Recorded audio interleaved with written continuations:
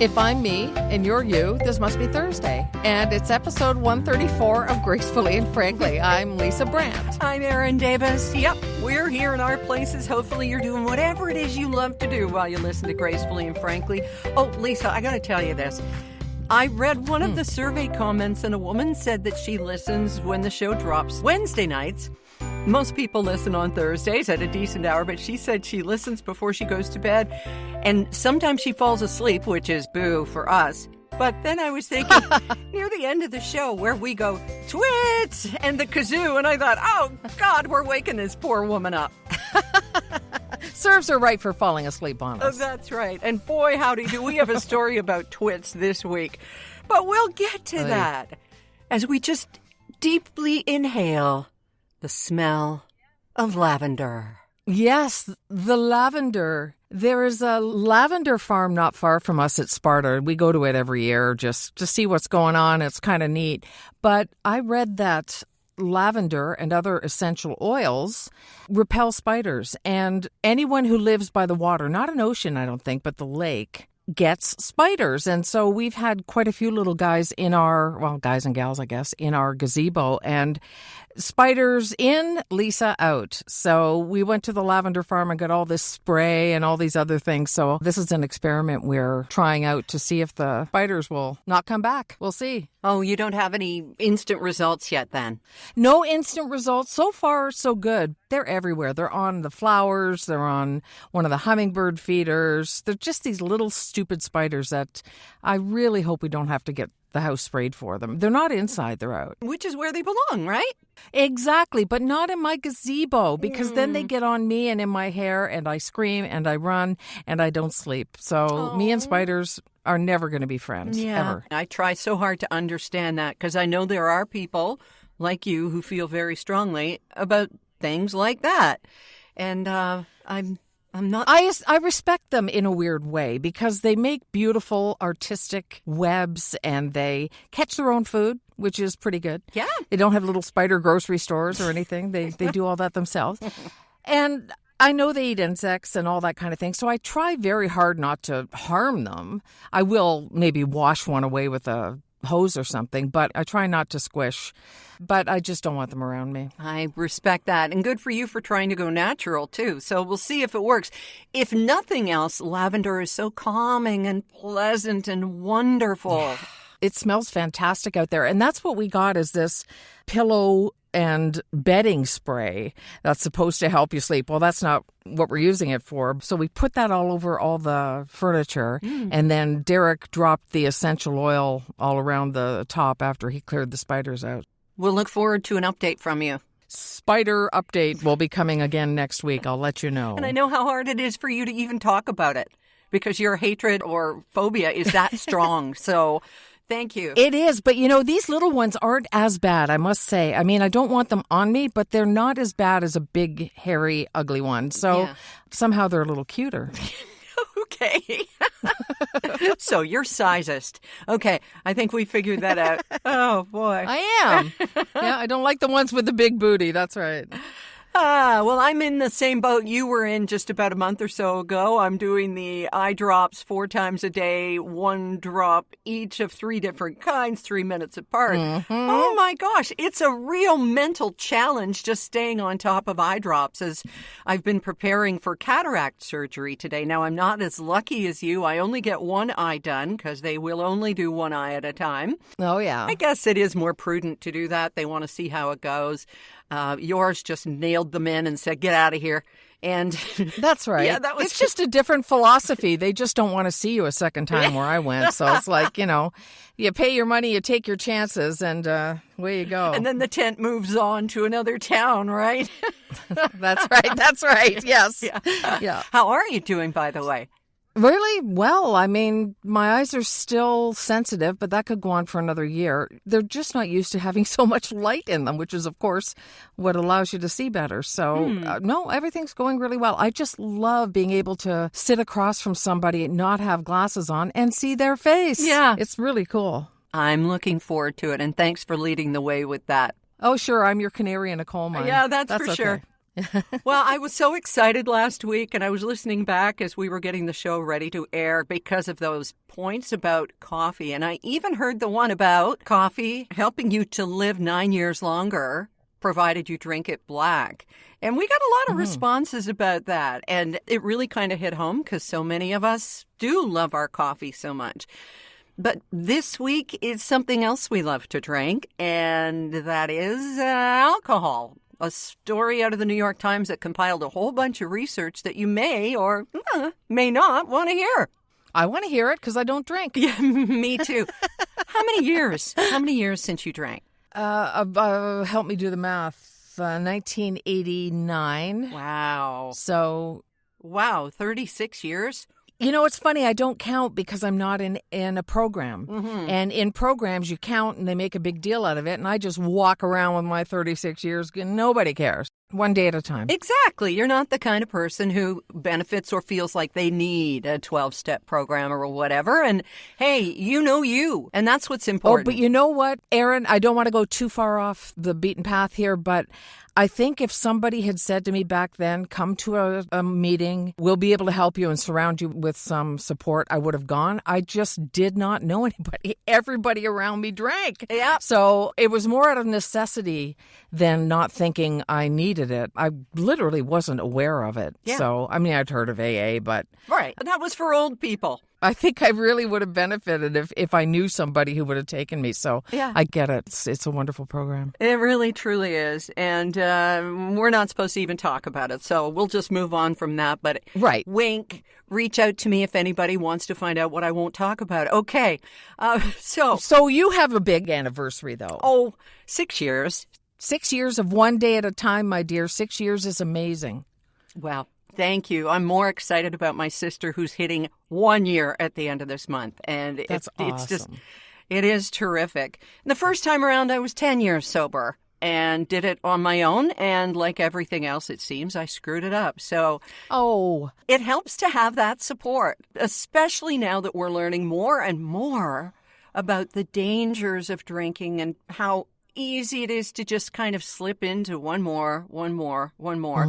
One of the things that made my sister quit was taking care of my dad with his dementia. Now, Dad did not have alcohol-related dementia, but watching someone with dementia and knowing that drinking increases your odds exponentially, that was enough for her. Alcohol affects virtually, now this isn't going to be a lecture or I'm not up here delivering from the pulpit or anything. This is stuff that we found in the New York Times that we thought, wow, okay, this is really interesting because they're finding out more about this totally legal, get it in your corner store at the gas station substance, right? yeah, absolutely. And it's also a cautionary tale for those of us who classify ourselves as alcoholics to not drink again. Exactly. Here's the thing. It affects virtually every organ system in the body. We hear about, cirrhosis of the liver and that sort of stuff, but it's so often your heart. And it impacts older adults in particular because there's already some decline or impact in your heart, your digestive system, your brain, and all that. So it's a whole different set of factors. And now, with new problems in older age, particularly 65 and up, they're showing up for even light or occasional drinkers. Wow. We tend to have less muscle mass and retain less water compared to younger people, which can increase our blood alcohol concentration. And it allows us to feel intoxicated with fewer drinks, which we used to call a cheap drunk, right? And, Yeah. and older people can feel more drunk and heighten the risk of your severe injury from falls. Also, it affects your working memory and driving simulations. You're impaired after less than one drink the older you get. Yeah. If you're taking meds, like even aspirin for blood thinning and that sort of thing, it can cause GI bleeding as well, worse hangovers, and poor sleep. Now, how we can reduce our risk, you're wondering? Well, what they've suggested is that, no amount of alcohol is good for you. It may feel good. I mean, no judgment there. But what's a safe amount for us? They say no more than one drink per day, no more than 7 a week. Wow. Of course, women, it's fewer because we supposedly metabolize differently or have different body masses and that sort of thing. But it's just something to keep in mind as we hope to age gracefully and healthily. And Frankly. yeah. You can't be frankly unless you've got your brain in good working order. I mean, I take a gummy for sleep sometimes, and THC gummy, very, very light. The next day, it's like half my brain is gone. So I think we are affected by all of these substances a little bit more. Right. And I take those and they keep me awake. So there you go. We're all different. We know that. We all metabolize things differently. But if you think you might be having maybe one too many, quite likely you are. And just kind of take a look at that if you want to really kind of age into your best self as we do get older.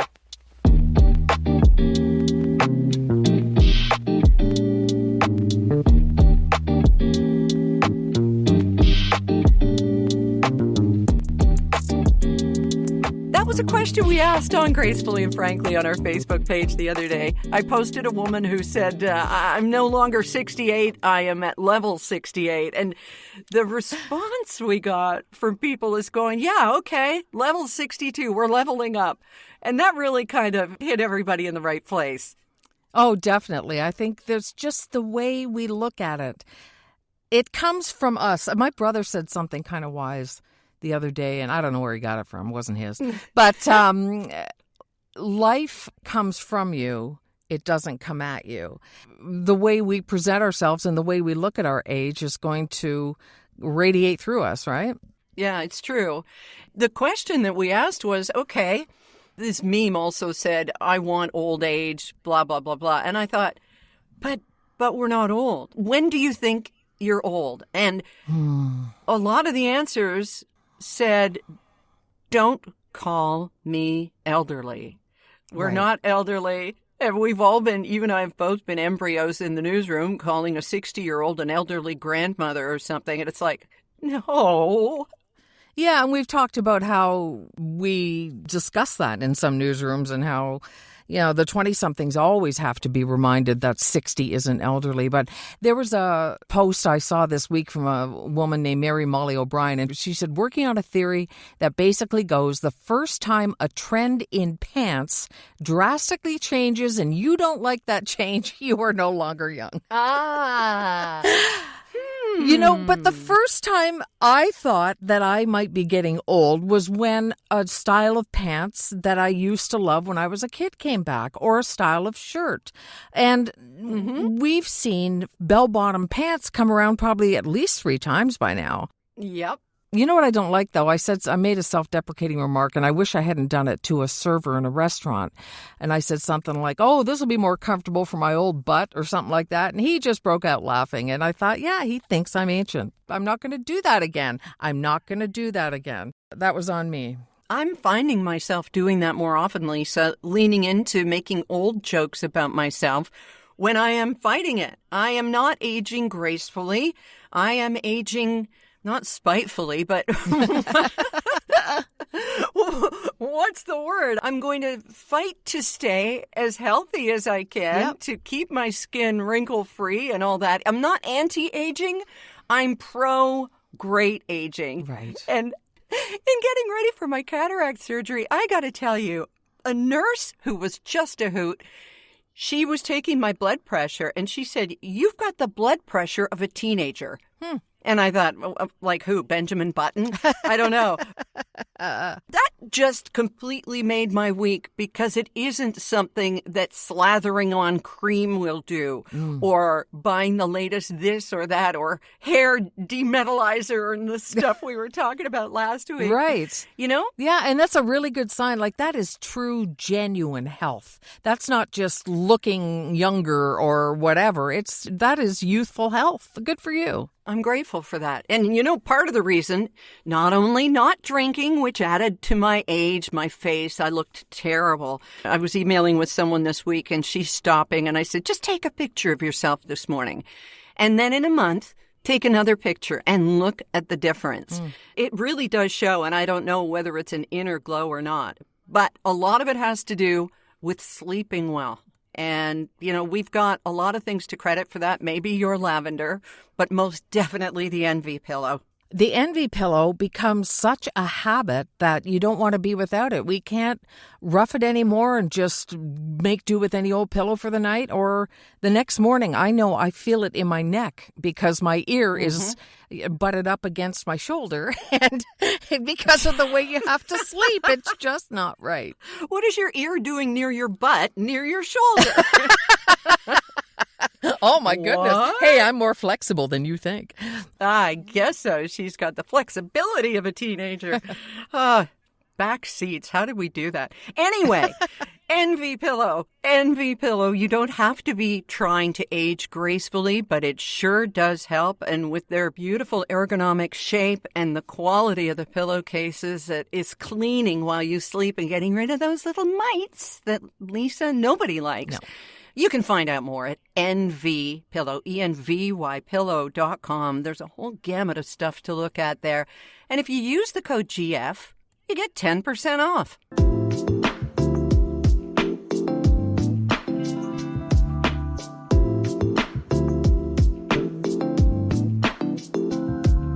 Do fighting pants ever come back in style, Lisa? Have we seen those in years past? What are fighting pants? When you say fighting pants, I'm thinking about jeans that are a size too small and trying to get into them. That's the kind of fighting I'm thinking of. No. What were your fighting pants like? Who doesn't remember that? Yeah, right. Lying back on the bed to try and do up those Jordache jeans? Yep. Oh, my God. Yes. I'm surprised we have any circulation down there. And don't get me wrong, some of us have no circulation. Anyway, I had on my shorts this week because it's been so nice and warm.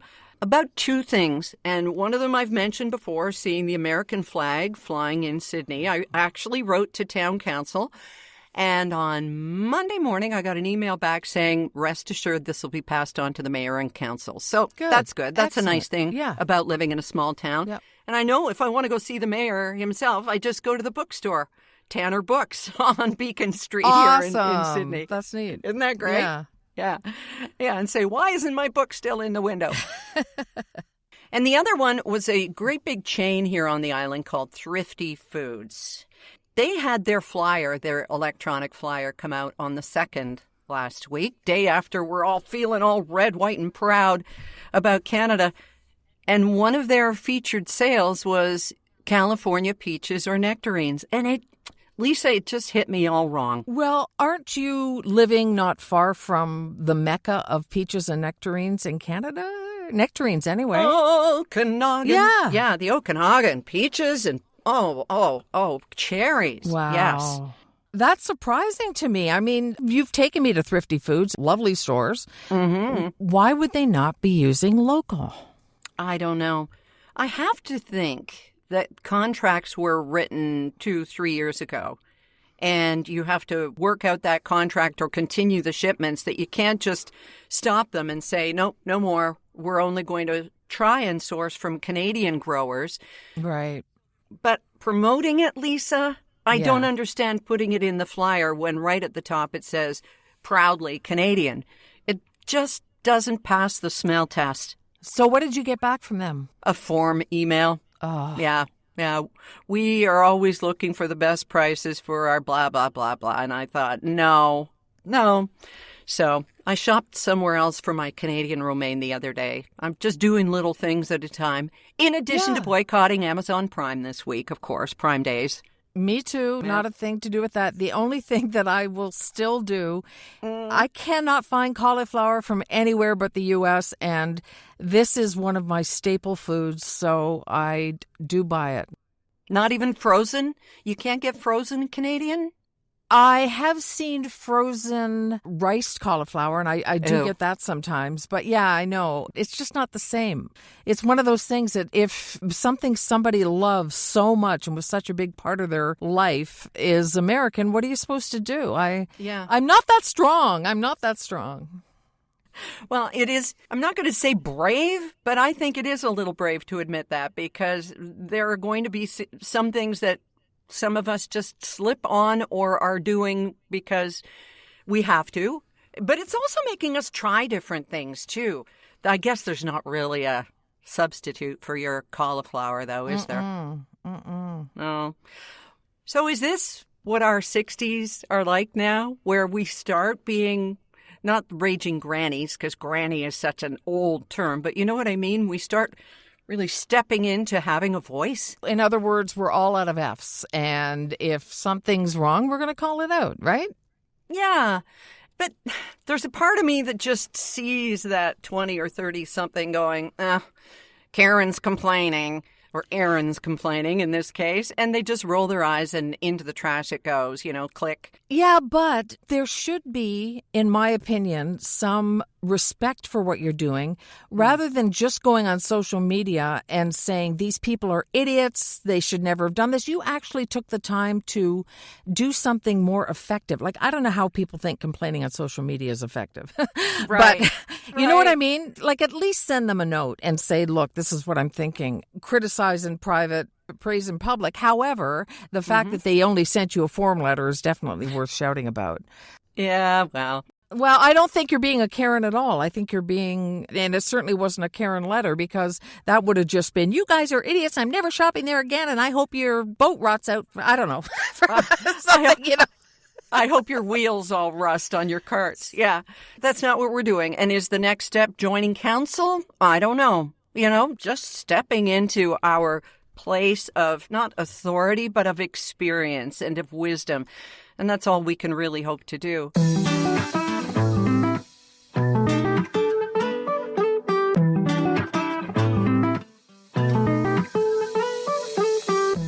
So if finding your voice is a sign of maturity, getting more comfortable in your skin because it's getting looser on you anyway. You can fold it over, yeah. Yeah, that's right. There's so much more room. So is pain, and it's inflammation, and it happens to so many of us. It's an environmental thing. It's in what we eat, our toxins we breathe, all those things. So naturally, your knees hurt. We know they do. Your elbows, your shoulders. But there is a natural product built on integrity, and they don't care what age you're at because they can make your life better. And we are talking about Sierra Sil. You could take our word for it, and you should, because my family's been using it. Rob does. Lisa, you and Derek for your long walks and your knees and your feet. Even our pets have used it. Why don't you give it a try? You've got nothing to lose but the pain with this Canadian company. SierraSil.com. Sierra, like the mountains, SIL.com. And see one that's right for you. They have a few different varieties and lots of information on the website. And if you make a purchase, use the code GF for 14% off. Yay, because in 14 days, you'll notice it works or your money back. Well, Lisa, maybe we're writing letters because people don't like getting phone calls anymore. Do you ever think about that? I do think about that because I'm one of those people. Yes. And one of the reasons is, though, it's not because I'm trying to be one with the kids. It's because I'm in a studio. I want to text first. That's all. It's not like I don't like to talk on the phone at all. I just want somebody to say, hey, have you got a moment? Because I'm in a place where my phone is off. But apparently it's like almost a toxic trait to call somebody in their 20s without giving them a warning first or without emailing. They didn't grow up only having the phone. That was all we had. And there was no privacy. And if you're like us, you had a party line and you had to memorize your ring. And they didn't have any of that. So it's really kind of bizarre how they look at it like almost an assault. Yeah. So what this story is about is that you text first, you don't phone, and oh my God, do not FaceTime me without letting me know. To me, you might as well be bursting into the bathroom when I'm sitting on the throne. I will not be on camera with someone unless I have preparation. I'm sorry, I just won't. Oh, same here. In fact, I have clients who want to Zoom and do things like that to record our voiceovers, and I leave the camera off. I say, no, then they'll say, oh, you're not putting your camera on? I say, nope, that costs you extra. It's just not, I don't want anybody, unless it's a video thing, I don't want them watching me with my weird little facial movements and my intakes of breath. Yeah. You know, don't want any of that. The last time someone FaceTimed me was a former coworker years ago. Someone did it out of the blue, and he was taking a pee and somehow hit something by mistake. And so I pick up my phone, I see a zipper coming down, and it's clear he's at a urinal. Oh, God. I threw my phone. Ah! He realized it, and he immediately logged off, and we never talked about it again. Yeah. What's amazing is Lisa threw his phone into the urinal. How she did that, we don't know. Wow. It's understandable, though, that with us having had phones the whole time and nothing else, that we would be a lot more relaxed about just making a call to someone. But it really is the thing now that unless you're really close to somebody, you're supposed to text them. And I say, even if you are really close to somebody, I tend to text first. Sure. Say, you know, you're not out somewhere. People sometimes think that a phone call means an emergency, and you don't want to freak them out. Yeah. Is this a good time to talk? That's all the text has to say. But there is one big but here, and that is grandkids can FaceTime anytime. There. Right. There. Of course. I'm putting that out there. If it's the grandkids and they've gotten hold of a device, yes, go ahead. Call the banana hotline. I'm here listening all the time. I think that's wise. Absolutely. If they've taken the moment to steal someone's phone and That's right. and want to FaceTime you, go for it. You're going to be in trouble anyway, so make it with me. That's what I say. That's right. Sure. That's right. Maybe you can be a buffer or something. Right. Who knows? Yeah. Yeah, it's just one of those things to think about, especially before you pick up the phone and call somebody from another generation, that especially if they've got that kind of tense sound in their voice, it's because they're taking it in a way that you didn't mean it. And it's weird and it's different, but Hey, that's the generations for you. yeah, it's an intrusion. And, well, we have to respect it. Yeah. You know where we can always take a phone call and you never think twice about it is our Gracefully and Frankly voicemail line. Right. It's easy to access. It's a little microphone in the bottom right at gracefullyandfrankly.com. You just click to record, fill in your name and where you're from, click to send it, and we're off to the races. Yes, and if it does go over a minute, don't worry. Just record again or pick up where you left off and we will put it together seamlessly. We love getting calls from you, like this one from Claire. Hi there, Queenagers. Claire Cascone here. First of all, thanks for sharing the news on coffee. Hearing about all the wonderful benefits means I won't be giving up my addiction anytime soon. I drink mine with only a touch of milk, so hopefully I'm adding a few years to my life. Speaking of life, that was great advice about living in the moment. It's definitely less stressful to deal with what is actually happening around us right now, rather than letting our brain paint a scarier picture full of what ifs. I admit it's something I need to work on. I do have an overactive imagination. Congratulations to Catherine McPherson on winning the GNF swag. I know she's going to love all the goodies. So you got last week's winner's stuff all out in the post and on the way to London, Ontario, eh, Lisa? It's on the way, and because it's London, it won't take very long at all. Not using Canada Post still when I don't have to, but yep, she gave me her size and her color preference, and the T-shirt along with the earrings and pendant are on their way to Catherine McPherson. Looking forward to her reaction to that. Great. Hey, and instead of supporting Jeff Bezos so that his wife can get more, fabric for dresses or whatever, why not support two gals, Canadian, who are just, doing our own thing, and Lisa puts the artwork on the T-shirt by hand. Just go to gracefullyandfrankly.com. All sizes, many colors. We don't upcharge for larger sizes either. So thanks for supporting us, supporting Canadian, supporting local, because a lot of people are boycotting Etsy these days, eh? Yeah, what's that about? Because they're carrying alligator Alcatraz stuff, Lisa. Oh, right. Yeah. Right. Mm-hmm. I just don't go there anymore because of the whole American thing. I know there are Canadians on Etsy, but I haven't been there in a while. Is it time? Yeah, I was going to say, well, we all make mistakes, Lisa. And that brings us to this week's edition of... Twits! Hello, I'm Lisa Brandt, and I'm a twit. Hello, I'm Erin Davies, and I'm a twit. Now, we are this week's twits because of last week's twits that turned out to be erroneous. It happened, but it didn't happen the way we said. The kid who fell off the 4th level balcony of a cruise ship and her dad went in after her.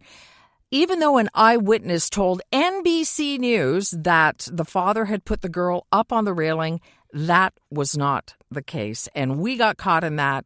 And I still think we did our due diligence. It's one of those weird things, but we still have to eat it. Yep, we eat it. So thank you to the astute listener who pointed out, or there was perhaps more than one who said, the story has changed a bit. And, it's like you said, we checked and checked and checked, and this just seemed like it was so definitely the dad putting the kid on the railing, but now the story is, the parents were playing shuffleboard and she climbed up there. Not a lot better. Not a lot better. No, I'm just saying. But we're not going to say anything. It might have been giant chess. But the point is, sometimes we'll get it wrong. And what we did was we went back to episode 133 after it had been up for a day. We let it sit for a day and then just cut out that part of Twit. So if you go back and go, I didn't hear them say anything about that, that's why. We're not trying to fool you. We're just trying to be accurate. Wherever we can. That's right. Yeah. So, all right. So the dad turned and played shuffleboard, and that's when the little girl went up. I want to know how she got up there when it was manufactured to be climb proof. That's on the cruise ship. So let's watch for the lawsuit. That's exactly what I was going to say. Yeah, watching for the lawsuits. Mm-hmm. All right. Well, now you're all caught up on what twits we are, and we so welcome your calls to our voicemail line.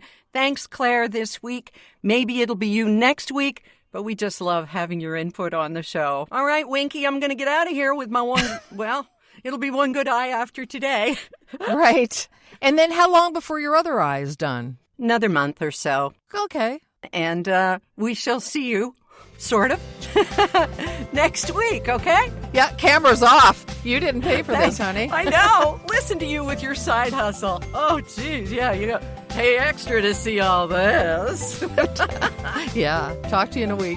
Bye.